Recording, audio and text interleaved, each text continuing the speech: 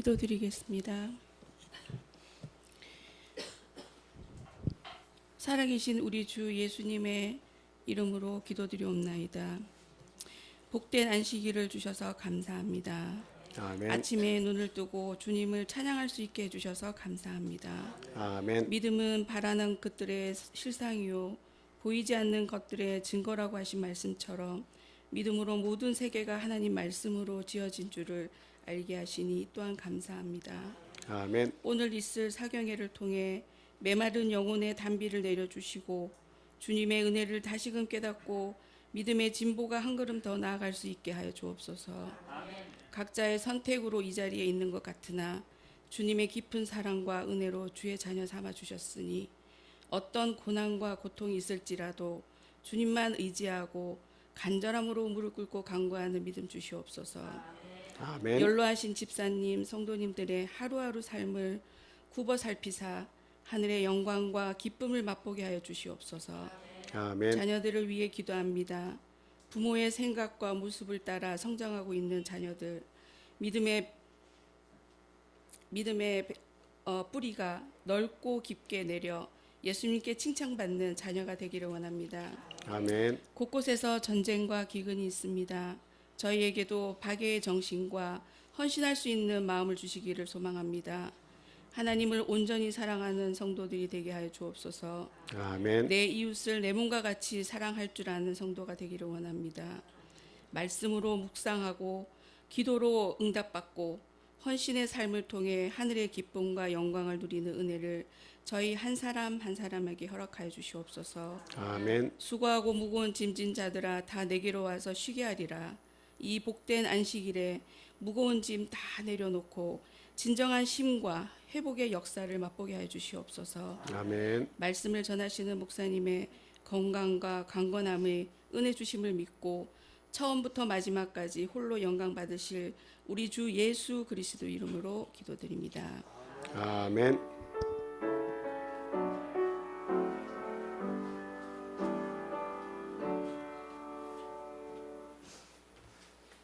네, 이어서 성가대에 찬양했겠습니다.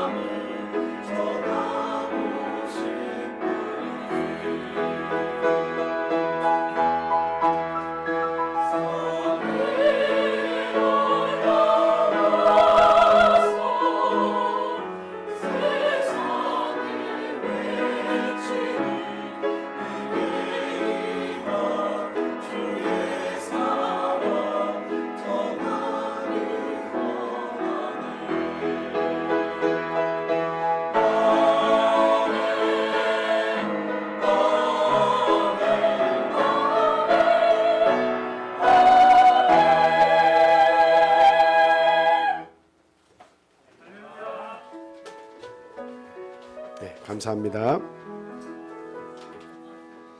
네, 이어서 우리 황의준 목사님께서 나오셔서 설교 말씀 해주시겠습니다.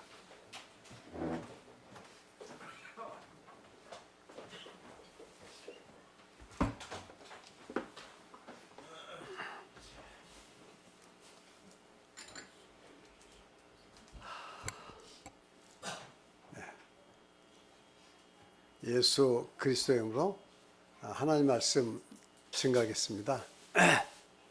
반갑습니다. 먼저 하나님 말씀 봉독하고 그 말씀 증거하도록 하겠습니다.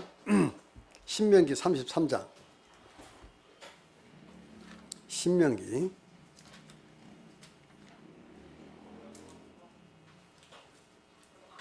33장 26절로 29절까지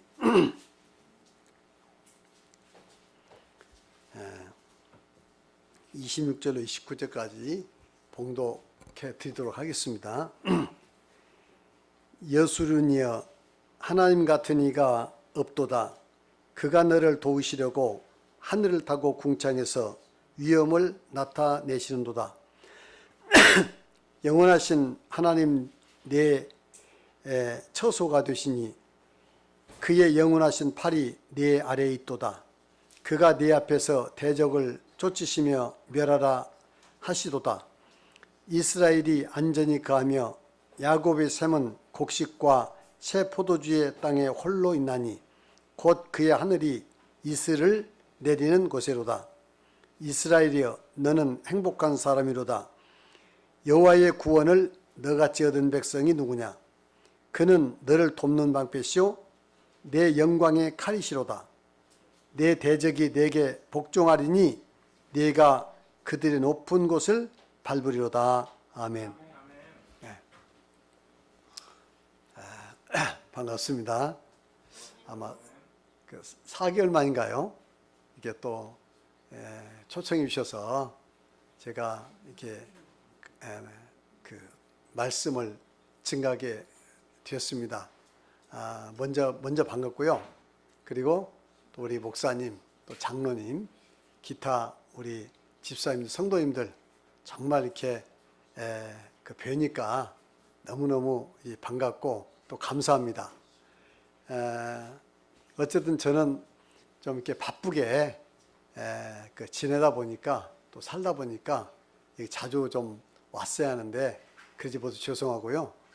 어쨌든 그래도 이런 시간을 통해서 서로 하나님 말씀을 함께 나눌 수 있어서 제가 더 큰 복이고요. 또 함께 하나님 말씀을 통해서 우리의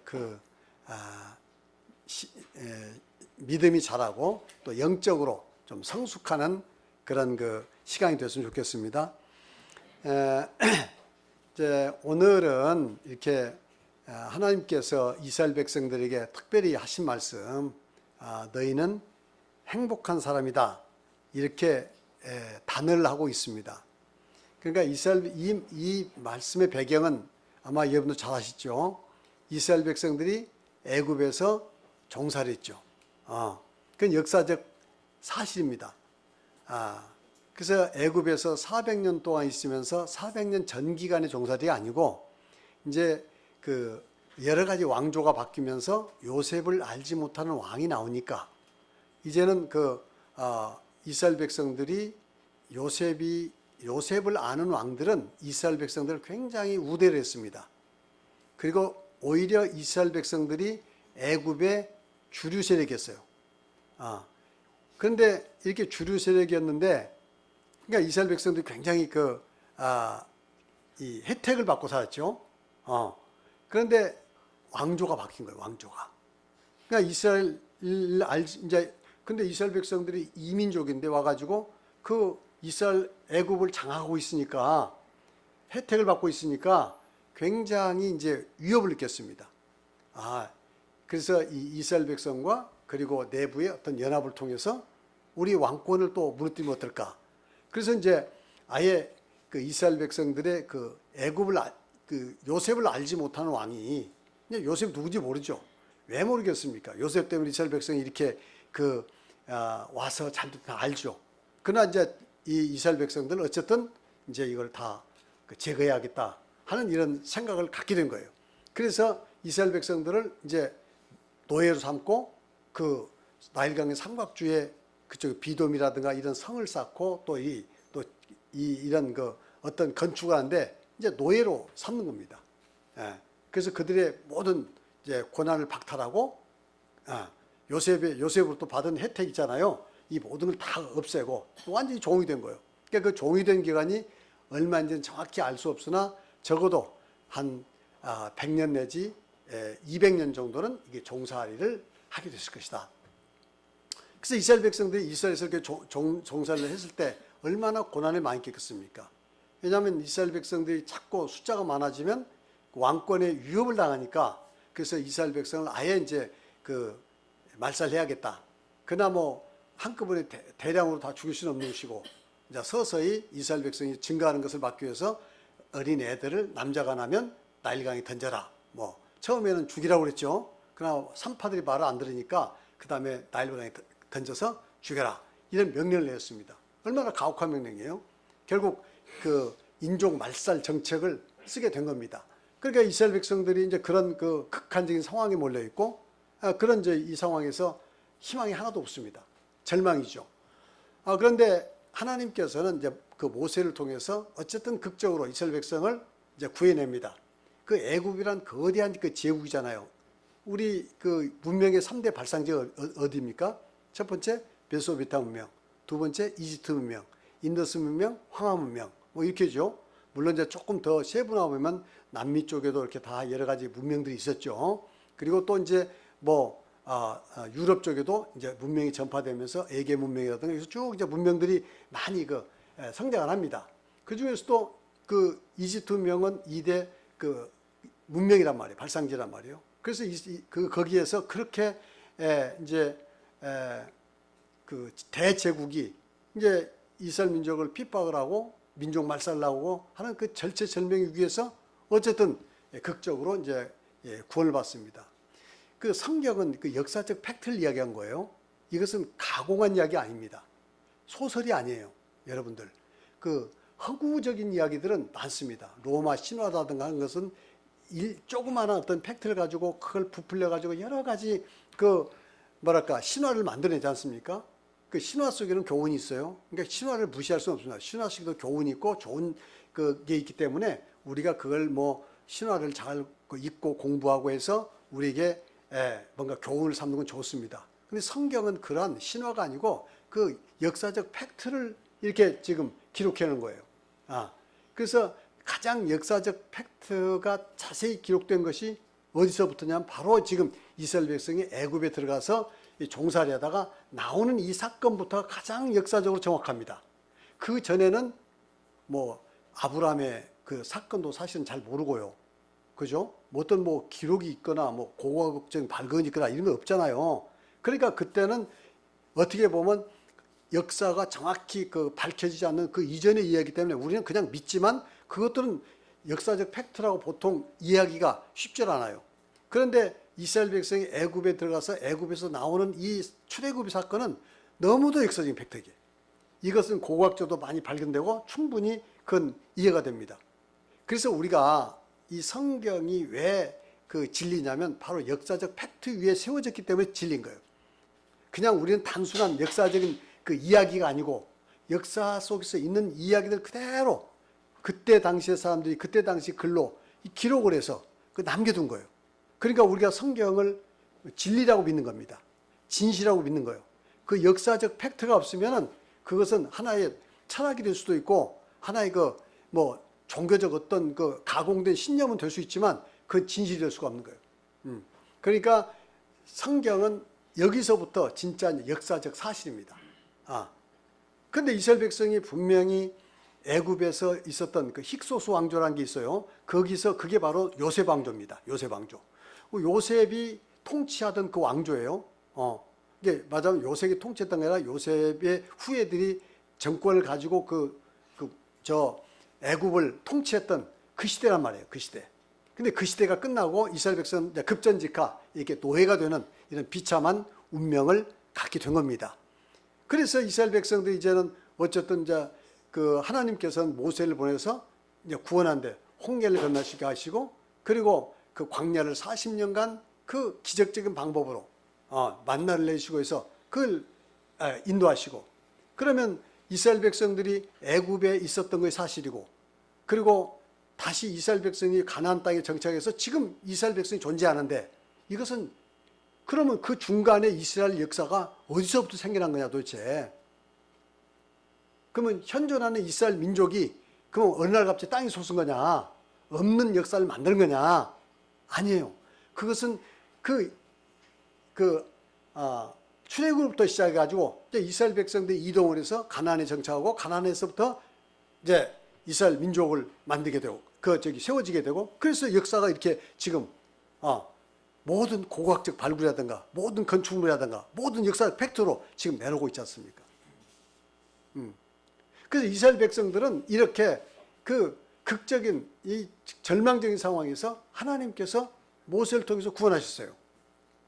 그리고 홍해를 건너게 했어요. 여러분, 홍해를 건넌 이 사실이 이 성경의 역사적인 이 사실이라고 한다면 사실이죠. 그럼 얼마나 그 엄청난 일입니까? 홍해가 가로막혔는데 이스라엘 백성이 홍해를 건너가야 하는데 건너갈 수 없고 애굽에서 그 뒤에서 애굽 군대가 쫓아오고 진퇴양난에 빠져서 결국 이 이스라엘 백성들이 어찌할 바 없는 아무런 준비도 없어요. 무기도 없고 군대를 훈련시킬 시간도 없고 노예로 살던 사람이 나왔고 무슨 놈의 애굽을 데려가겠어요. 그런데 하나님께서 이스라엘 백성을 구했단 말이에요.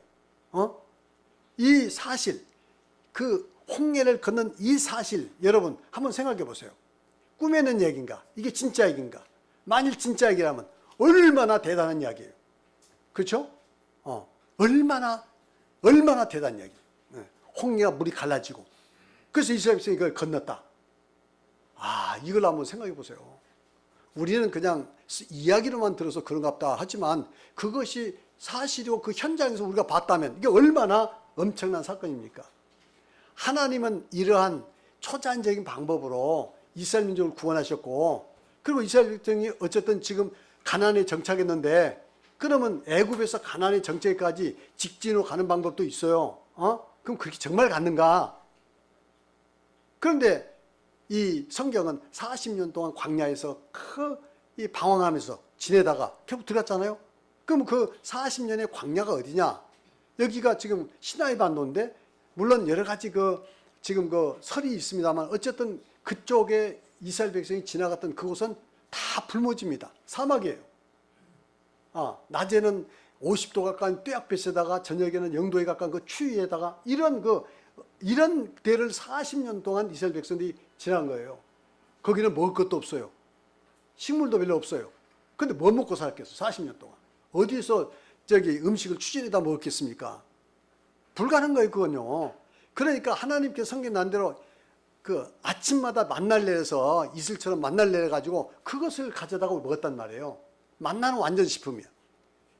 우리는 채소도 먹고 고기도 먹고 뭣도 먹고 먹어야 우리가 다 영양이 섭취되자면 만나 안에는 다 들어있습니다.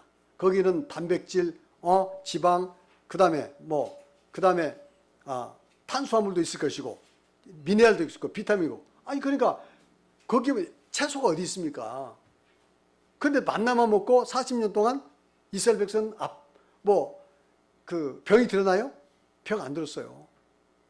그리고 죄를 지어서 심판받아가지고 죽은 사람이 있어도 만나 먹어서 만나 먹고 영양실조 돼가지고 죽은 사람 하나도 없어요. 그 이스라엘 백성들 이렇게 그래서 40년 동안 하나님께서 만나를 먹게 해서 이렇게 이스라엘 백성을 건강하게 하시고 아무 탈 없게 하시고 그래서 안내했단 말이죠.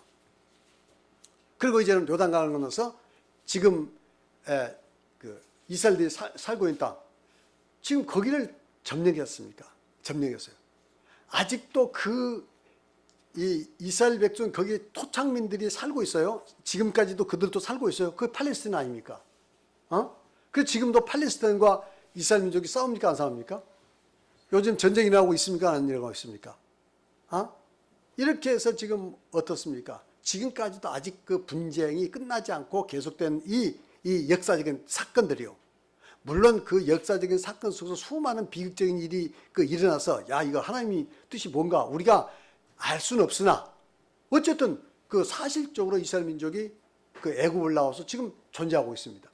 그 이스라엘 민족들이 이렇게 애굽에서부터 이 구원받는 과정, 홍해를 건넌 과정, 그리고 광야에서 그 척박한 그 불볕대의 광야에서 40년 살아나온 이 모든 이 과정이 오직 하나님의 그 기적적인 그 주권에 의해서 이렇게 된 거예요. 그래서 이스라엘 백성들 이제 마지막 요단강 동편에까지 이제 왔습니다. 마지막으로 모세를 통해서 지금 하나님께서 계시하시고 말씀하셨는데 그게 신명기예요. 이 신명기에서 뭐라고 이야기합니까? 하나님께 이스라엘 백성들에 대해서 이스라엘 너는 행복한 사람이라고 이렇게 말씀하신 거예요. 너희들은 참 행복하다. 이렇게 말씀하신 거예요. 그러니까 하나님을 믿는 백성들은 행복한 사람이라는 거예요. 당시에 이스라엘 백성은 행복한 상태가 아니에요. 종으로 있다가 겨우겨우 탈출해서 지금 그 40년 동안 그런 제대로 된 가정생활도 못하고 지내면서 그 다음에 요단강 동편에 와 있는 동안까지 얼마나 무슨 호화를 누렸습니까? 잘 먹고 잘 살고 물질적으로 풍성했습니까? 뭐 했습니까? 그런 아무것도 없어요. 그럼에도 불구하고 지금 이스라엘 백성들에게 뭐라고 하냐면 너희는 행복한 사람이다. 이렇게 이야기합니다. 여러분, 우리는 행복하게 살기를 원하죠. 인생을. 어떤 측면에서 우리가 또 인생을 이렇게 바라보면 인생은 행복하기 위해서 태어난 겁니다. 인생의 존재의 목적은 행복이에요. 그렇지 않나요? 그 행복이 어쩌다는 것은 별개의 문제로 우리는 행복하기 위해서 일상 삽니다. 나 고뇌하려고, 고생하려고, 괴로우려고 인생 사는 사람 있습니까? 없잖아요. 우리 모두는 다 행복하기 위해서 태어났고 또 행복하기 위해서 지금 행복을 위해서 지금 살아가고 있습니다. 그가 추구하는 행복의 방법은 다 다를지라도 우리는 행복하기 위해서 이 세상을 지금 살아가고 있습니다. 맞나요? 또 하나님은 우리가 모두가 다 행복하시길 원합니다. 우리가 이 세상에서 고뇌하고 괴로워하고 힘들어하고 절망하고 좌절하고 이렇게 살기를 원하시겠어요? 하나님은 우리가 행복하기를 원하죠. 근데 이 행복이라는 것은 이건 실체가 없어요. 돈은 실체가 있죠. 물질은 실체인데 행복은 실체가 없어요. 행복은 그냥 내 마음속에서 느끼는 감정입니다. 그렇잖아요? 행복은 내 마음속에서 느끼는 감정이에요. 그러니까 감정은, 느낌은 실체가 없어요. 실체가 없습니다. 근데 이런 행복감을 얻기 위해서 사람들은 크게는 두 가지 방법이에요. 첫째는 외부로부터 어떤 조건을 가지고 행복을 찾으려고 하는 사람들이 있고, 그래서 돈이 많아야 한다, 세상에서 성공해야 한다, 출세해야 한다, 뭐 해야 한다, 외부적인 조건으로 내 마음의 그 만족감, 행복감을 찾으려는 그런 그 방법이 하나가 있고, 두 번째로는 뭐냐면 우리는 내 안에서 행복한 상태를 내가 깨닫는 거예요. 행복한 상태를 발견한 거예요. 행복한 상태를 발견하고 깨달으면 행복한 거예요. 그러니까 깨달음의 행복이 있고, 하나는 외부적인 조건을 가지고 행복을 하려는 그런 상태가 있고, 두 개 다 별개는 아닌데 순서를 우리는 정확히 아셔야 돼요. 진짜 행복을 하면 내부적인 깨달음의 행복을 우리가 가져야 합니다. 외부적인 그 조건이 필요 없다는 뜻이 아니라 외부적인 조건보다 더 중요한 것은 우리 마음에서 깨달음이 오는 행복이 중요합니다. 깨달음. 여러 가지 방법이 있겠죠. 그런 것들은. 명상하는 사람도 있을 것이고, 무슨 별의 방법이 있으나, 진짜 우리가 행복한 그 진실을 이해하는 것은 중요합니다.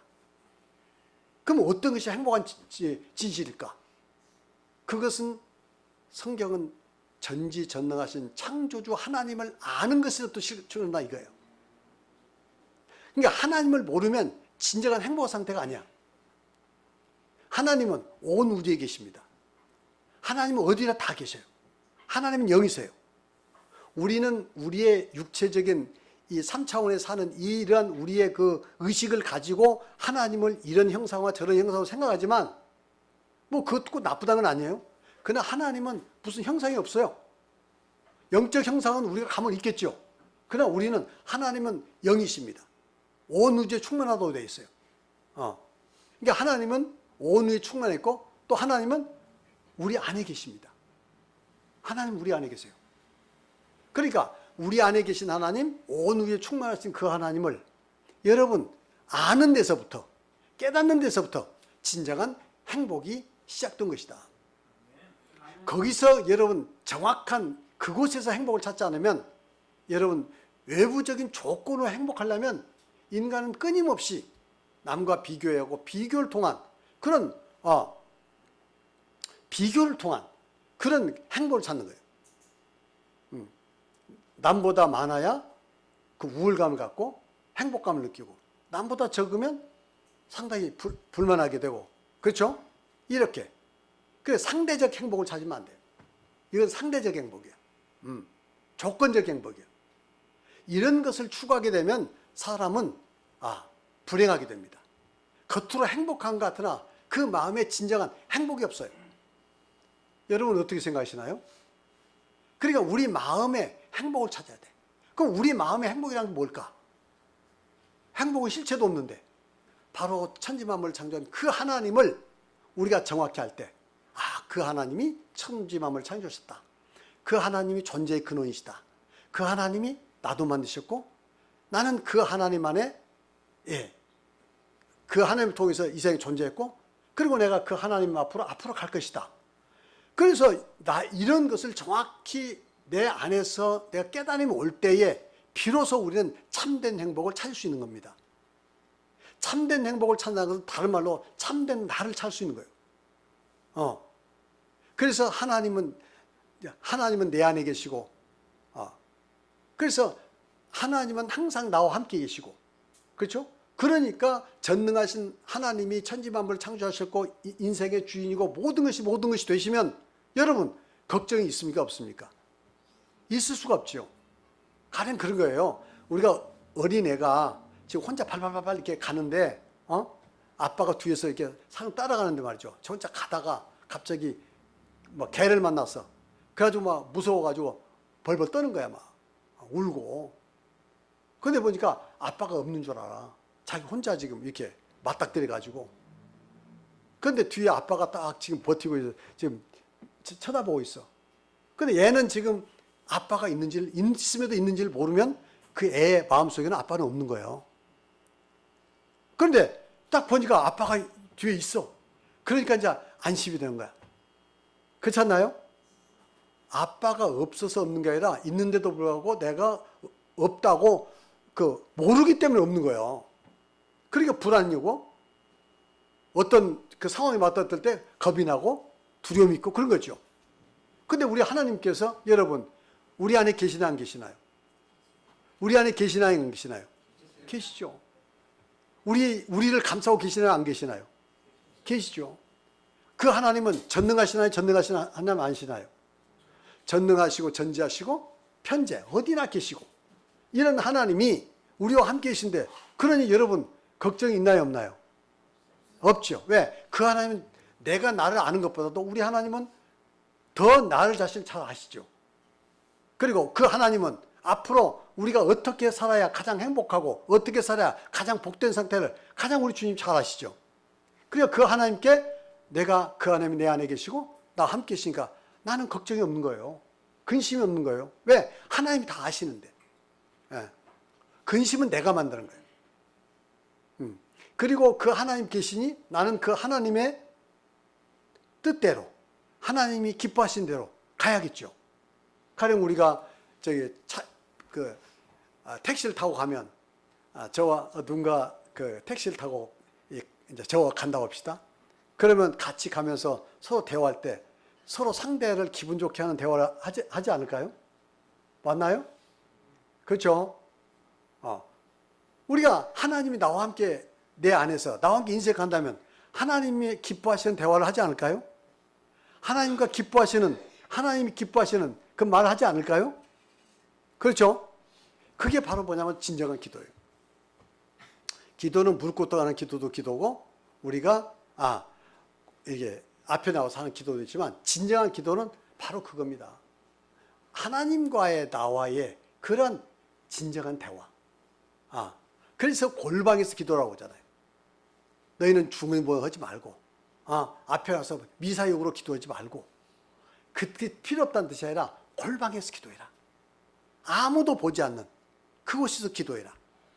그래서 우리의 내면에서 우리 주님과 함께 대화하는 대화가 진정한 기도다. 그래서 우리는 이러한 하나님과의 그런 믿는다면 하나님과의 그 내면의 대화, 내면의 기도, 이것을 많이 하는 사람이 내적 평안을 얻을 수 있고 삶의 진정한 평안을 얻을 수 있습니다. 그리고 그렇게 기도할 때 하나님은 나의 뜻을 빨리 이루어 주십니다. 나의 뜻은 뭐냐? 사실은 엄밀하면서 나의 뜻이 아니라 하나님의 뜻을 나의 뜻으로 받아들여서 내가 하나님의 뜻을 실현하는 거예요. 그래야 우리가 어떻게 돼요? 그러면 하나님과 항상 동행하는 거고, 하나님은 내가 필요한, 내가 원하는 대로 나를 이끌어 주시고, 그 원하는 곳은 바로 하나님께서 원하시는 거예요. 저는 이렇게 해서 하나님을 여러분이 진정으로 모시는, 그래서 이스라엘 백성들은 왜 복이 있냐? 바로 그 전능하신 하나님이 그들과 함께하기 때문에, 그들과 함께해서 극단적인 그 고난과 고통과 절망 가운데서 그들을 구해내시기 때문에, 하나님은 이스라엘 백성들 항상 뭡니까? 우리는 버림받은 줄 알았는데, 노예가 돼서 이렇게 지금 고통당하는데 하나님은 우리를 버린 줄 알았는데, 그게 아니고 때가 되니까 다 그의 부르심을 다 들으시고 다 구원해 주시잖아요. 그렇잖아요? 그래서 우리가 이런 하나님을 여러분 알고 모시고 그리고 믿고 산다는 것 자체가 뭐예요? 여러분은 복된 사람들이다. 여러분 행복한 사람들이다. 믿으십니까? 그렇게 우리가 믿어야 하는 거예요. 예, 중요한 것은. 그 다음에 우리가 이제 여기서 이야기합니다. 뭐라고 이야기합니까? 너희가 행복자인데 구원을 너같이 얻은 백성이 누구냐? 이렇게 이야기합니다. 구원을 너희같이 얻은 백성이 누구냐? 이스라엘 백성은 자기가 애굽에 있을 때 자기 능력으로 구원받을 힘이 있었어요, 없었어요? 애국의 대제국의 그 노예가 애국 제국의 어떤 반란을 일으킨다든가 뭘 써 자기들이 독립할 수 있는 능력이 있었습니까, 없었습니까? 그들은 절망밖에 없었어요. 그냥 애굽의 바로 왕이 자식을 낳으면 그 나일강에 던지라면 부모라도 자식을 던져야 돼. 자유가 없어요. 생각해 보세요. 자식을 낳는데 애굽에 던지라고 하면 이거 얼마나 가혹한 일입니까? 안 하면 죽는데. 그러니까 자기가 낳은 애라도 어떻게 해요? 그냥 눈물 먹고 버려야 돼. 여기에 무슨 희망이 있습니까? 이스라엘 백성이 무슨 그들에게 능력이 있어요. 근데 그런 절망 가운데서 하나님께서 뭐 합니까? 그래서 그들을 구원해 주잖아요. 그들의 능력이 아니에요. 그들의 노력이 아니에요. 그들의 힘이 아니에요. 오직 하나님의 은혜로 그들을 구원했습니다. 맞습니까? 그러니까 이스라엘 백성들이 그 출애굽의 이 사건은 가장 극적인 사건이면서도 이건 바로 예수 그리스도의 구원에 대한 그 가장 극적인 묘언이에요. 우리는 죄 가운데 있지 않습니까? 절망 가운데 있어요. 죄의 결과는 성경이 이야기하잖아요.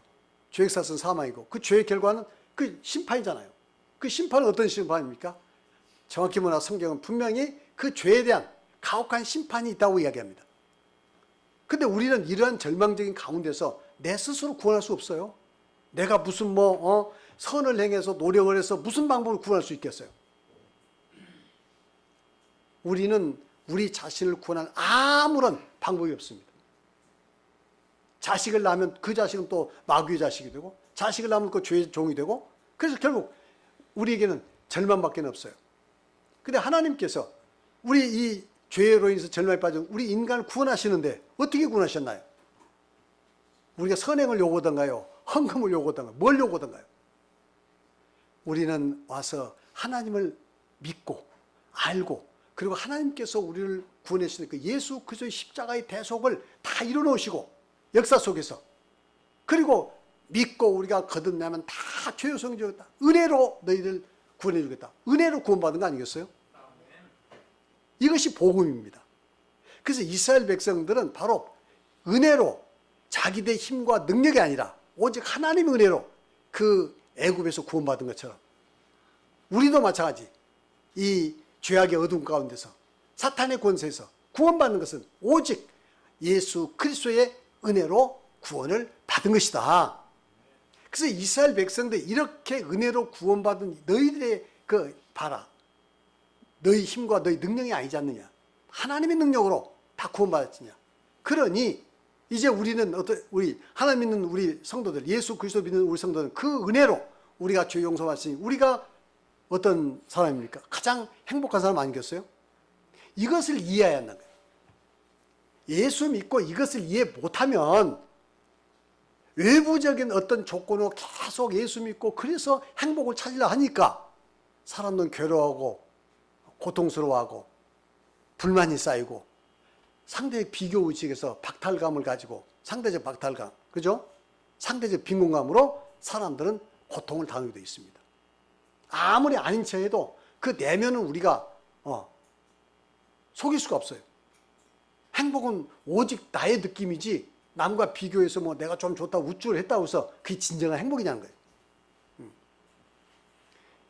그래서 저는 여러분들이 이렇게 이곳에 와서 물과 성령을 거듭나서 우리가 전한 정확한 복음, 예수 그리스도 이름으로 세례받아 죄사함 받으라, 그 사도들의 정확한 기록, 그 말씀을 그대로 받아들인 거예요.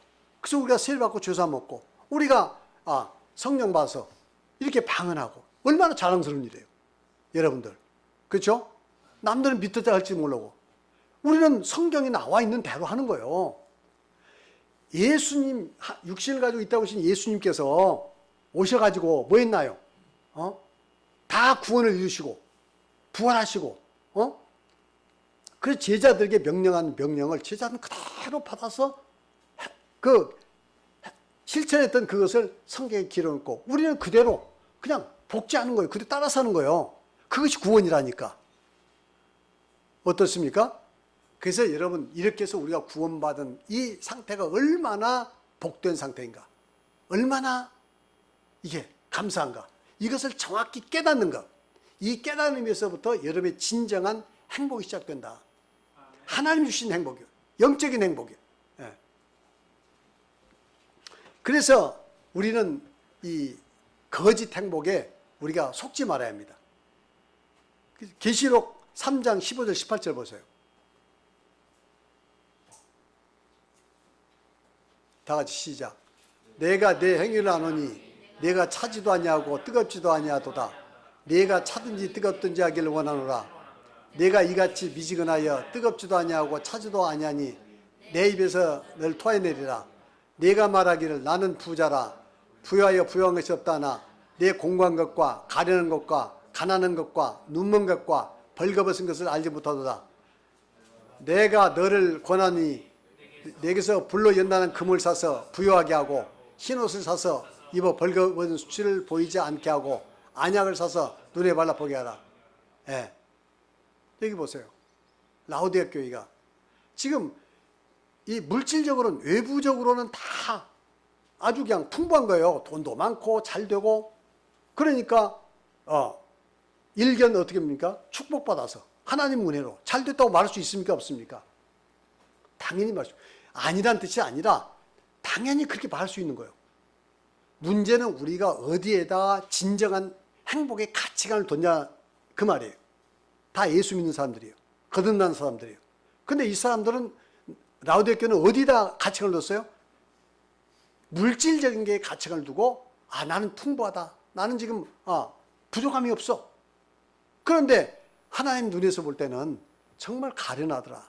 거지더라. 빨리 그 눈을 떠가지고, 눈을 뜬다면 뭡니까? 떠서 보라는 거 아닙니까? 깨달은 거 아니에요. 진실을 보라는 거 아니에요. 그들의 내면의 그 비참한 진실을 보라는 거죠. 믿음이 왜곡되어 있어요. 이걸 진실 정확히 봐라. 그래서 이 불러있는 금을 사가지고 부유하게 해라. 안약을 사서 눈을 뜨게 하라. 안약이나 이 금이라는 것은 하나님 말씀이에요. 하나님 말씀은 치료제 아닙니까? 말씀을 잘 정확히 깨닫더니 진짜 보호하는 그게 아니었구나.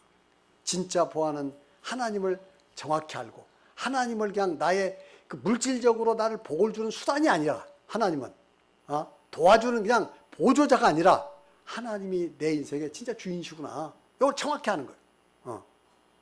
그리고 내가 그 하나님을 통해서 이렇게 예수 그리스도 은혜로 죄사 뭐 구원받았어. 은혜로. 얼마나 감사한가. 나는 이제 죽어도 영원한 하늘나라 갈 수 있어. 이 분명한 확신.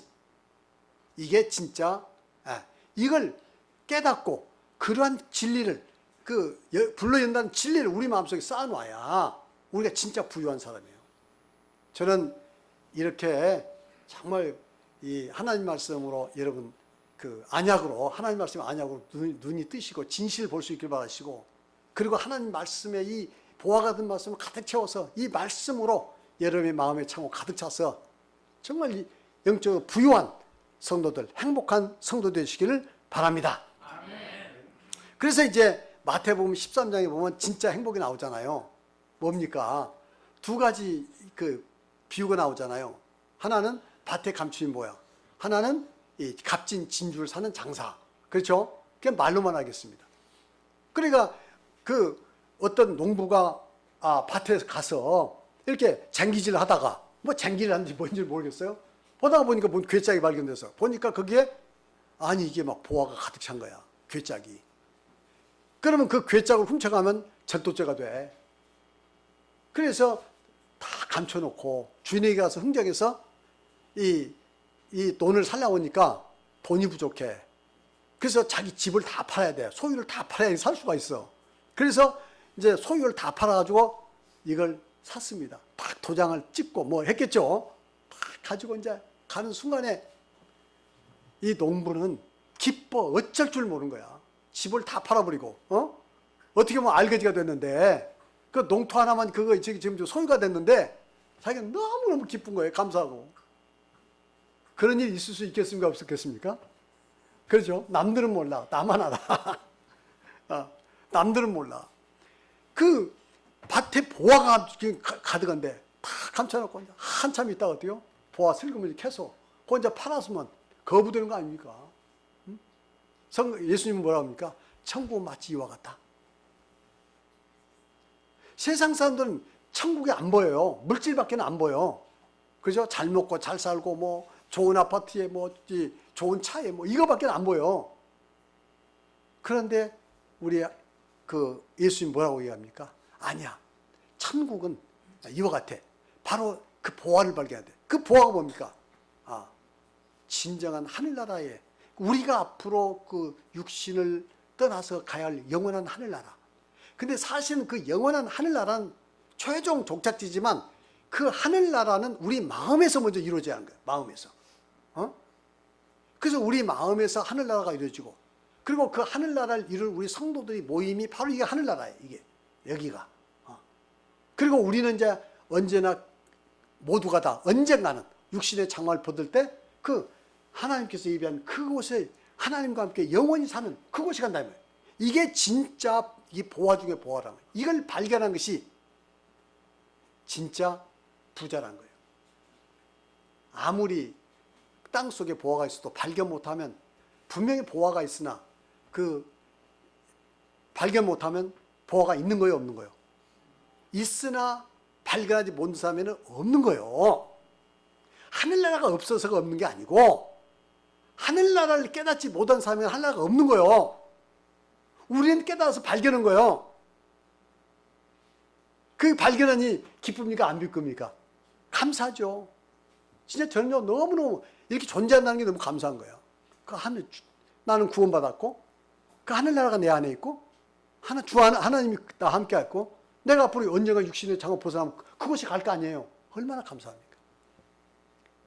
우리가 주어진 어떤 환경도 중요하고 조건도 중요하나 물론 다 중요합니다. 필요 없다는 뜻은 아니에요. 그러나 더 중요한 항상 더 중요한 가치를 우리가 정확히 그 진실을 아는 게 중요하다는 거예요. 저는 여러분들께서 이와 같이 하늘날 구원받은 이 보화를 확실히 깨닫고 확실히 마음속에 하늘나라를 간직하고 하늘나라의 행복을 지금 마음속에서 누리는 우리 성도 되시기를 바랍니다. 그 다음에 이제 두 번째, 여기서 보니까 도움 받는다고 하잖아요. 너를 돕는 방패시오 내 영광의 칼이시로다. 하나님은 우리가 그래서 항상 도와주셨다. 물론 이스라엘 백성들이 애굽에서 그 종살이에서 자식 애들들이 죽어나갈 때 하나님이 어디 계신가? 우리가 믿는 하나님이 어디 있는가? 그런 원망은 안 했겠습니까? 이스라엘 백성들이 했겠어요, 안 했겠어요? 했겠죠. 우리가 믿는 하나님은 어디 계신가? 아니 여호와 하나님은 그렇게 힘이 없는가? 그래서 애굽의 신들에게 우리 하나님이 지셨는가? 이런 생각도 할 수 있겠어요, 없겠어요?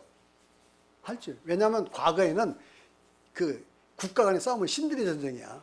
자기들이 믿는 신과 믿는 신과의 대결이에요. 그렇게 믿었어요, 옛날에는. 신들의 전쟁. 그러니까 이 여호와가 진짜 신이라면 그렇게 능력이 있다며.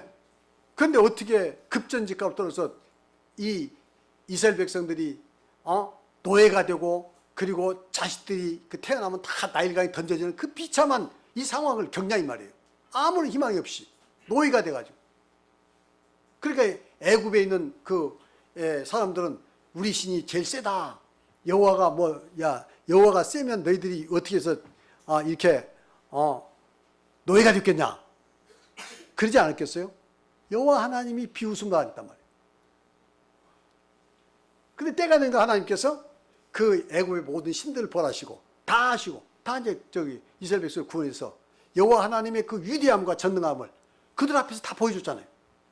애굽의 바로를 굴복시키시고. 어떻습니까?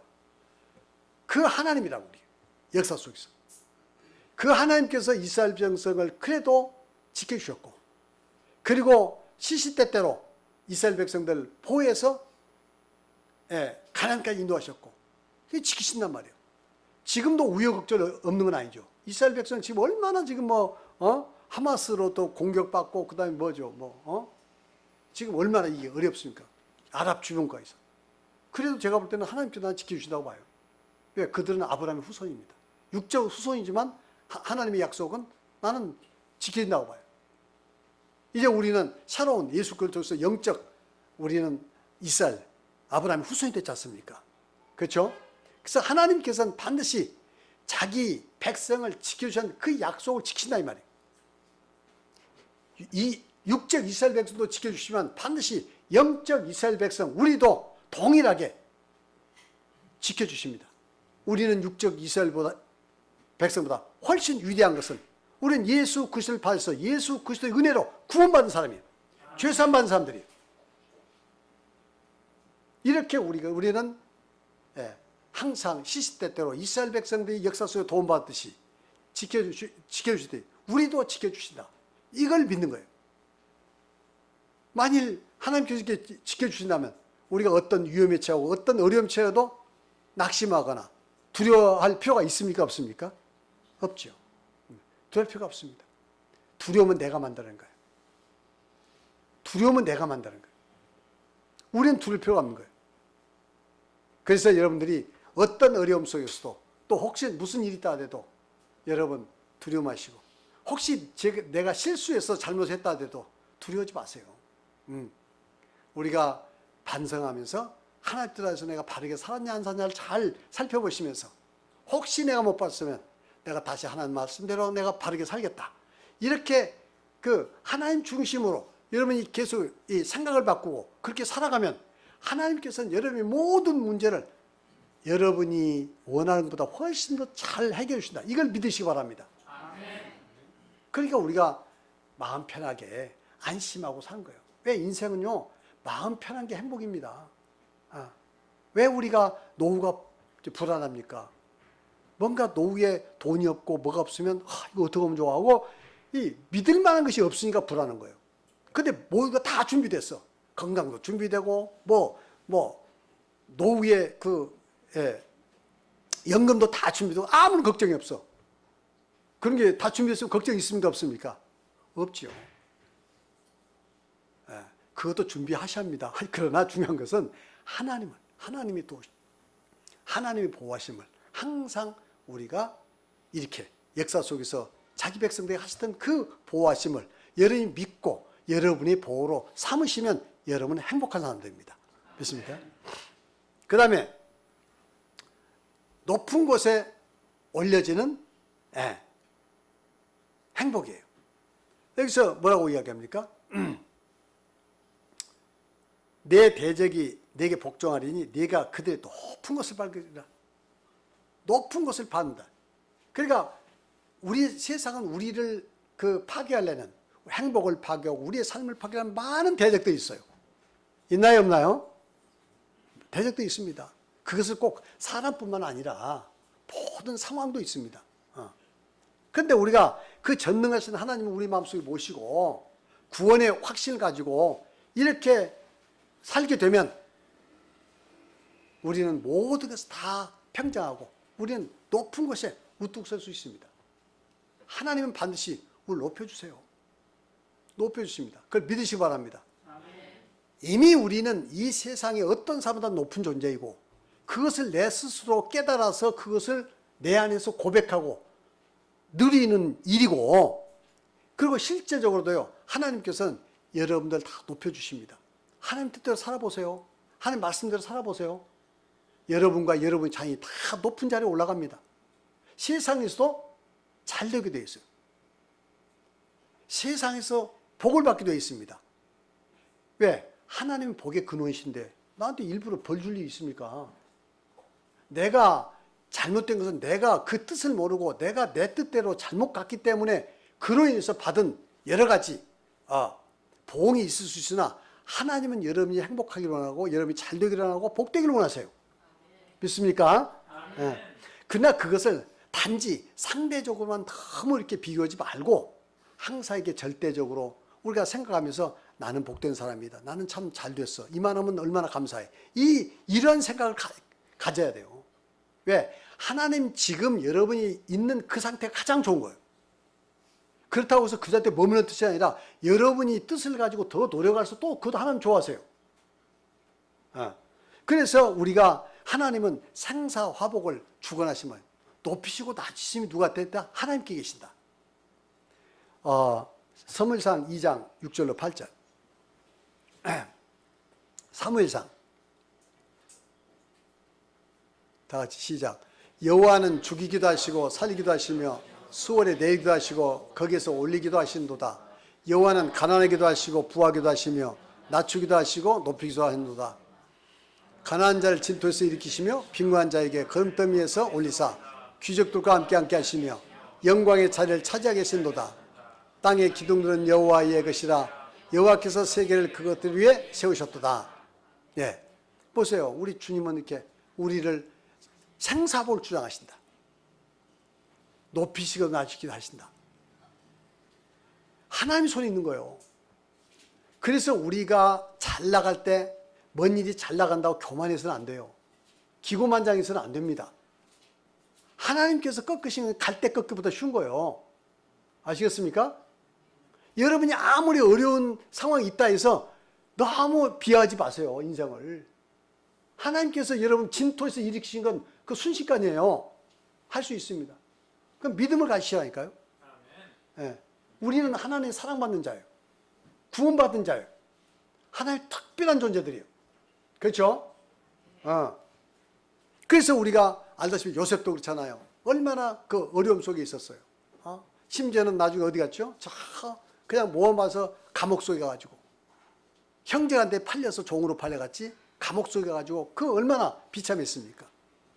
아니 이보다 더 비참한 상태가 있어요. 완전히 진토에 그냥 수렁에 빠져 있었죠.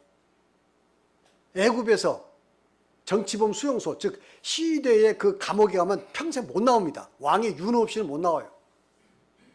그런 곳에 갇혔으면 이제 끝난 거 아닙니까, 인생? 어디서 빽이 있는 것도 아니고, 이스라엘의 노예가 와가지고 그 집안의 주인 아줌마를 이렇게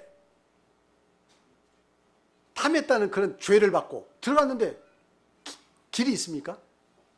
그건 인간적으로 생각하면 불가능한 거예요. 한 번 들어가면 끝장난 거예요. 그런데 하나님께서는 그 수렁에서 어떻게 거주셨나요? 꿈을 꾸게 해주시고, 그래서 일약 어디까지? 그 애굽의 총리까지 오르셨잖아요. 이러신 하나님이시라니까, 여러분들. 그것은 먼 요셉의 이야기 아니고 바로 우리의 이야기라, 우리. 여러분들은 이미 사실은 요셉보다 더 높은 자리에 올라와 있습니다. 왜? 구원받았기 때문에. 그것을 깨달으면 요셉은 우리가 상대가 안 되지. 맞나요? 요셉은 우리가 상대가 안 돼요. 요셉은 예수님을 몰랐잖아요. 어? 아직 몰라요. 그럼 우리는 예수님을 알았어.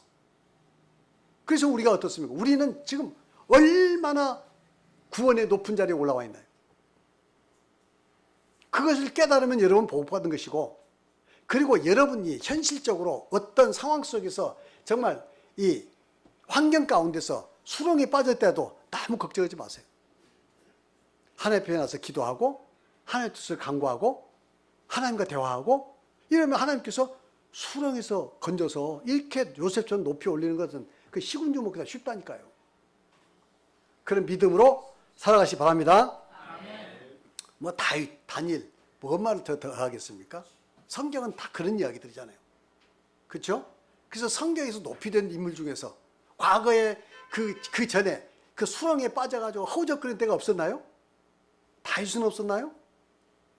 다윗이 잘 나가 양치기 하면서 잘 나가다가 골리앗 한번 넘어뜨리고 나라를 구했는데 시기질투 받아서 그 다음에 쫓겨가는데 얼마나 방랑하고 쫓겼나요? 두려움에 떨었나요? 사울은 군사를 계속 국력을 키워서 다윗을 잡아서 죽이려고 그러지. 그런 가운데서 다윗은 말이죠.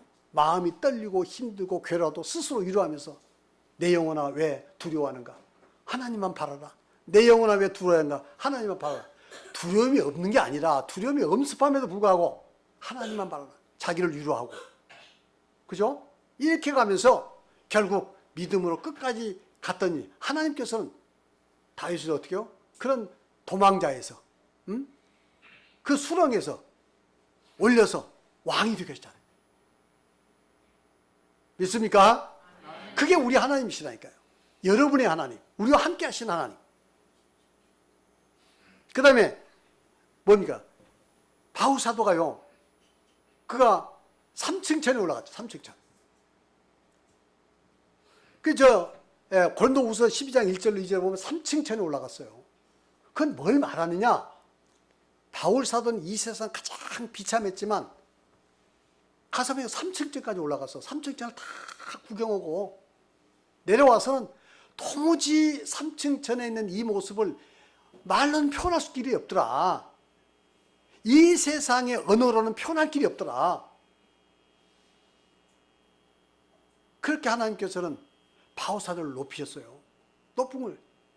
그래서 바울 사도가 병이 들어가지고 그렇게 고통당할 때 하나님께서 다 보여주시고 내 은혜가 내가 족하다. 지금은 내가 육체가 그렇게 아프고 병들고 고난당해도 너의 위치는 3층천에 있는 거야. 앞으로 3층천에 갈 거야. 여러분 3층천에 가고 싶지 않나요? 그죠? 그겁니다, 우리가. 지금 우리는 그걸 몰라서 그래요. 안약을 바르시고 빨리 눈이 좀 떠지시기 바래. 정확히 이 진실을 보시길 바래요. 그러니 우리가 이것을 안 우리는 얼마나 행복합니까? 그래서 바울사도 이렇게 고백하잖아요. 빌립보 4장 11절로 12절.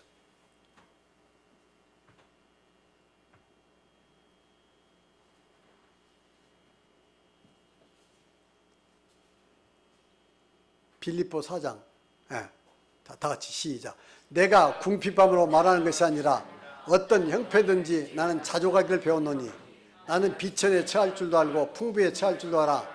모든 일 곧 배부름과 배고픔과 풍부와 궁핍에도 처할 줄 일체의 비결을 배웠노라.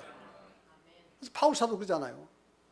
나는 일체의 비결을 배웠어. 가난해? 그건 나 처할 수 있지. 풍부해? 나 그것도 누릴 수 있어. 배고픔과 배부른 일체에 대한 비결을 배웠어. 배고파도 좋고 풍부해져도 괜찮고 뭐가 어때? 왜? 그 안에는 하늘나라가 있는 거예요. 3층 전에 갔는데 그 3층 전에 그 미래의 경험이 내 안 속에 있는 거예요 지금. 그러니까 이제는 이 세상에서 내가 가난해서 아무것도 아니야. 그거 조금 있으면 난 3층 전에. 그리고 지금 그 행복을 누리고 있어. 맞나요? 그것이 바로 진정한 믿음입니다. 전 여러분들이 이렇게 우리가 이 여러분이 우연히 왔든 어찌 왔든 이곳에 와서 그 전능하신 하나님을 알고 그 하나님이 내 안에 계시고 지금 이렇게 역사 속에서 인도하셔서 이스라엘 백성 인도하셨던 지금처럼 우리를 이렇게 구원해 주시고 우리가 이 생 마지막 날까지 인도해 주시고 이렇게 우리를 복된 상태로 안내해 주신다 하는 걸 분명히 믿으시고 또 깨달으시고 그 믿으라는 건 억지로 믿으라는 뜻이 아니에요. 진실을 깨달으시고 그 진실의 깨달음이 여러분의 내면을 풍성케 하시고 행복하게 하시고 그것이 여러분의 가정과 여러분의 삶과 우리 교회에 이렇게 찬란한 햇빛처럼 이게 떠오르길 바랍니다. 감사합니다. 기도하셨습니다. 좋으신 하나님 감사합니다. 오늘 또 거룩한 한식일에 우리 사랑하는 성도들 주님 옆에 나와서 이렇게 마음과 뜻과 정성을 다해서 주님께 영광 돌리며 예배 올리게 해주시니 감사합니다. 우리 하나님 어찌하여 저들로 하여금 천지만물을 창조하신 하나님을 알게 하셨습니까? 역사 속에서 그 이스라엘 자기 백성들 저렇게 사랑하시고 인도하신 또 구원하신 그 하나님을 우리가 어찌 알고 믿고 그 하나님을 우리 마음의 주인, 인생의 주인, 삶의 주인으로 모시고 살게 되었습니까? 참으로 감사합니다. 우리는 진정으로 행복한 사람들입니다. 이러한 행복한 상태를 더 깊이 깨닫고 이해하게 해주시고 그래서 우리 마음에 끝없는 행복이 샘처럼 솟아나는 성도들 되게 하여 주시옵소서. 그리고 우리 군산 참빛교회 참으로 이 행복의 참빛, 진정한 참빛을, 진리의 참빛을 온 천하에 이렇게 만방에 비추는, 어두운 곳에 비추는 이 교회 되게 하시고 그리고 우리 목사님뿐만 아니라 우리 모든 우리 성도님들 한 분 한 분 주여 좀 행복한 이 모든 일에 형통케 하시고 건강케 하시고 또 이 군산 참빛교회가 이와 같이 복된 장소 될 수 있도록 축복하여 주옵소서. 구원의 감격이 넘치는 축복된 장소 되게 하여 주시옵소서. 그리고 이 나라 이민족을 불쌍히 여기시고 이 나라가 아버지 하나님 참으로 이 공상주의 망령에서 벗어나서 참으로 하나님을 섬기의 자유로운 나라 될 수 있도록 축복하시고 이 나라를 복 주시옵소서. 감사드리며 예수 그리스도의 이름으로 기도를 삼나이다.